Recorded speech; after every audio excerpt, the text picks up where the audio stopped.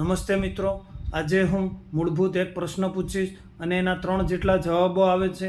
એ જવાબો પણ હું જ આપવા પ્રયત્ન કરીશ.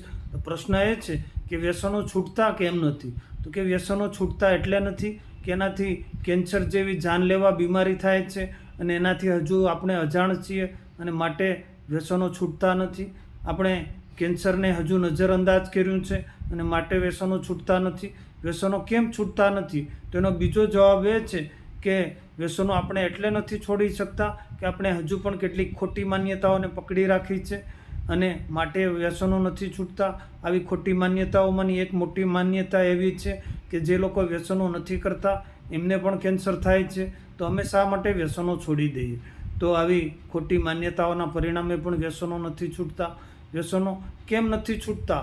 તો એનો ત્રીજો જવાબ એ છે કે હજુ આપણે ક્યાંક ને ક્યાંક ના સમજ છીએ, સમજદાર બન્યા નથી અને માટે વ્યસનો છૂટતા નથી. આપણે આ ના સમજીના પરિણામે આપણે હજુ વ્યસનો છોડી શક્યા નથી અને માટે વ્યસનો છૂટતા નથી. તો આ મૂળભૂત એક પ્રશ્ન હતો અને એના મેં 3 જેટલા જવાબો તમને આપ્યા અને એ રીતે વ્યસનો કેમ નથી છૂટતા એના મૂળભૂત જવાબો આપી અને હું અહીં અટકું છું. હું છું એક વ્યસન મુક્તિ સલાહકાર અને હું વ્યસન મુક્તિને લગતા આવા જ વિડીયો આ ચેનલ ઉપર અપલોડ કરું છું. તમે જો મારી ચેનલ ઉપર નવા હો તો મારી ચેનલને સબસ્ક્રાઈબ કરો અને નોટિફિકેશનના બટનને ક્લિક કરો. હું આવા જ વિડીયો વ્યસન મુક્તિને લગતા અપલોડ કરું છું અને મને એક લાઇક આપો.